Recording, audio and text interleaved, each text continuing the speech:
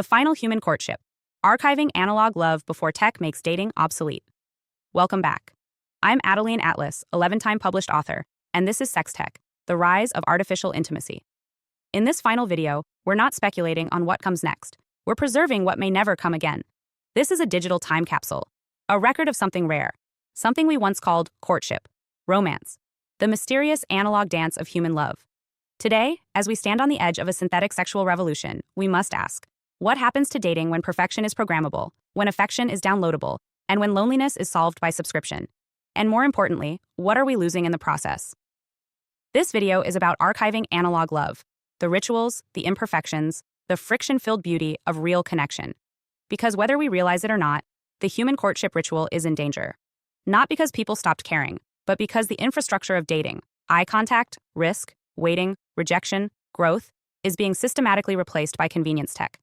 Apps that remove awkwardness, bots that remove unpredictability, filters that remove flaws, and what we're left with is not love, but simulation. Let's rewind. For most of human history, love required proximity. You had to meet, to converse, to stumble over your words. You had to feel, risk, get nervous. You learned someone not through a bio, but through energy. A pause, a glance, a spark. You courted each other. You earned trust. And when intimacy came, it was the climax of emotional journeying, not just the click of a button. That's not nostalgia. That's neurobiology. Human bonding is built through delayed gratification, mutual effort, and uncertainty. Those things activate the reward systems in the brain. They produce oxytocin, serotonin, and dopamine in a synchronistic way. But the modern dating world doesn't work like that anymore. Now, a potential lover is a profile. A series of swipes, a curated photo gallery. If they don't respond in minutes, we move on.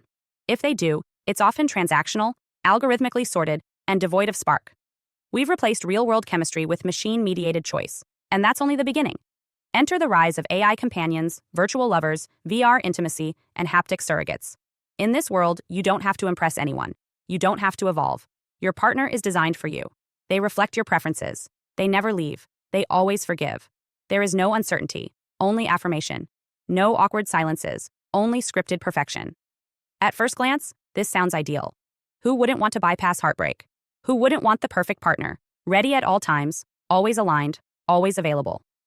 But what's lost is the crucible, the transformation. Because the struggle of love is what grows us. The effort to understand someone else, whose background, mind, and emotions are different from ours, is what softens the ego and matures the soul. It's what makes intimacy sacred, not synthetic. The human courtship ritual, at its core, is spiritual. It requires the vulnerability of being misunderstood, the bravery of being rejected, the grace of forgiving flaws, and the risk of being seen without control. It is an alchemical process, not a programmable outcome.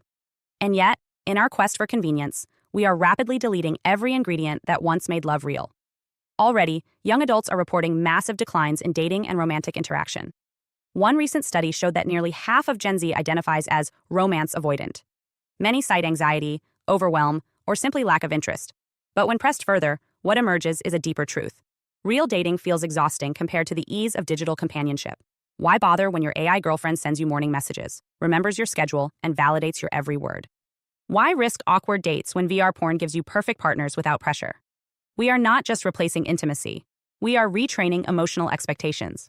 People are now being conditioned to equate connection with control, to associate comfort with customization, and to view human relationships as inefficient, unpredictable, and emotionally risky. This is not accidental. It is the inevitable result of a culture built on gratification rather than depth. But here's what no one is saying. The decline of human courtship isn't just social, it's civilizational. Families begin with courtship.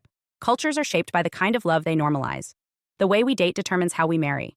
The way we bond determines how we raise children. And if we lose courtship, we don't just lose romance. We lose lineage, legacy, and continuity.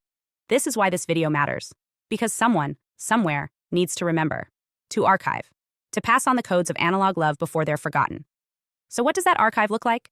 It looks like handwritten love letters, like mixed tapes, like glances across the room, like growing awkwardly into intimacy, like wondering how they feel, like waiting for a call that doesn't come, like misreading a text and spiraling, like finally kissing after months of tension, like being rejected and crying, then learning how to stay open anyway, like choosing to stay when things get hard, like laughing in bed with no phones, like cooking for someone because you care, like apologizing, like learning, like growing up in real time, with another human being as your witness and your partner.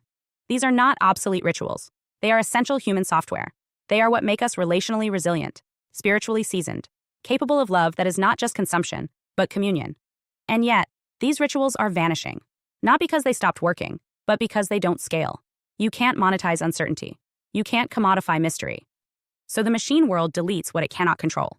And it calls that progress. But love was never efficient. It was always inconvenient, always disruptive, and always worth it. So how do we preserve it? We tell the stories. We model the mess. We teach younger generations that it's okay to feel nervous, awkward, and vulnerable. We resist the urge to outsource our hearts. We build digital hygiene, not just around porn, but around intimacy itself. We fast from algorithms and reconnect with the analog world. We look people in the eye. We talk face to face. We let silence exist without panic.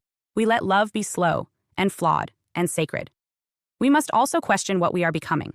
Because if dating becomes obsolete and reproduction is handled by labs and companionship is delivered by bots, what's left of us that's still human?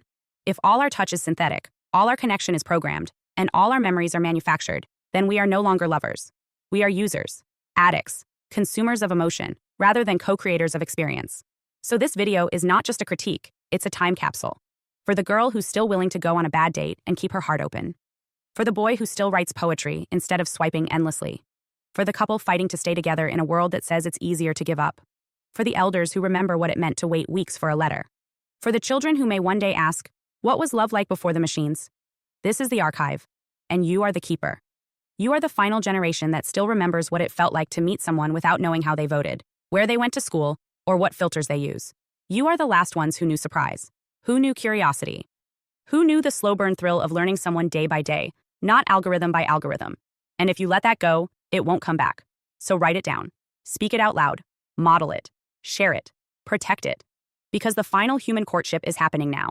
And once it's gone, we won't know what we've lost, only that something feels missing. This is Sex Tech, the rise of artificial intimacy. Thank you for witnessing the full series. If this content challenged you, unsettled you, or woke something up in you, then it did its job. Because in the end, we are not fighting against technology. We are fighting for the right to remain human. Hi, I am Adeline Atlas, 11 times published author, and SOS, School of Soul has a brand new series, the AI and Future Technology series. Look, you know the world is changing, and no, it's not going back to normal. Normal is over, and what's coming next is beyond anything we were prepared for. The School of Soul, AI and Future Technology series includes 319 videos on 1. The Download Society, How Data Has Replaced Destiny. 2. Predictive Future. Your next moves aren't random, they're forecasted. 3. Social Credit Systems. The behavioral economy now governs access. 4. Hive Mind. Synthetic telepathy and collective algorithmic control. 5. Nanobots inside you. Medical, military, and programmable intrusions. 6. Grief Tech. AI-fueled digital resurrection and simulated comfort. 7. Uploading your mind, consciousness transfer, and data-based identity. 8. Deep fakes plus AI clones. The replication of reality and identity theft. 9. Quantum humans. The merger of biology with quantum systems. 10. Digital afterlife, where your data goes when you die. 11. Resurrection science, reviving life through synthetic methods. 12. Immortal science, the end of death as we know it. 13. Longevity science, gene editing, anti-aging, and bio-upgrades. 14. Designer babies, engineered perfection before birth. 15. Artificial wombs, birth decoupled from the female body. 16. 3D printing, printing organs, limbs, and even humans. 17. The humanoid era, the rise of synthetic beings among us. 18. Legacy humans, the slow phase-out of unmodified analog people. 19. Smart cities, algorithmic environments that watch and decide. 20. Cloud-based societies, citizenship without borders or bodies. 21. Hackable humans, emotion, memory, and behavior under code. 22. Biometric scanning, your body is your password and your prison. 23. Sex tech, intimacy reprogrammed by machines. 24. Extinction of gender, fluidity, deletion, and design of identity. Every topic is fully explored with real-world technologies, patents, case studies, ethical analysis, and future forecasts. These aren't someday discussions.